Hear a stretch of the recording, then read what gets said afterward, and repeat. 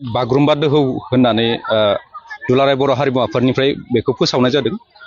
फैगौ 17 जानुवारियाव मानगोनां भारतनि गाहाय मन्त्रि नरेन्द्र मदि बिथांनि नुजाथिनायाव 10,000 मोसाखावरिखौ लानानै बागुरुम्बा मोसानायखौ बागुरुम्बा दोहौ हिसाबै मोसानायनि मोनसे थांखि लानाय जादों।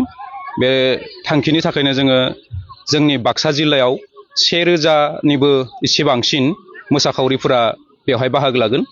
बेनिनो मुसलपुर साब डिभिजनाव 580 माने सुबुङा मोसाखावरिफोरा दङ आरो बेजों लोगोसे दामगिरि एक्सपेक्टेडलि माने 600सो सुबुंफोरा बेवहाय बाहागो लागोन।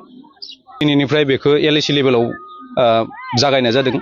जोंनि मुसलपुर साब डिभिजनाव मोननै जे बरबरि हालामाव आरो लोगोसेनो अदालबारि हालामाव बेखौ लानाय जादों।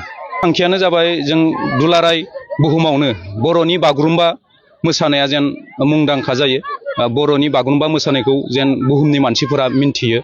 आगोलावबो जोंनि अस्ताद कामिनी कुमार नार्जारीनि दैदेननायाव गोबांबार गुबुन हादोरफोरावबो मोसानाय मोनदोंमोन जोङो। बिदिनो बे बागुरुम्बा मोसानायखौ बुहुमनि दरबाराव सिनायथि होनो थाखाय जों बेखौ थांखि लादों। खर'खुजि स्टेडियामाव बेखौ मोसागोन 17 खालाराव 17।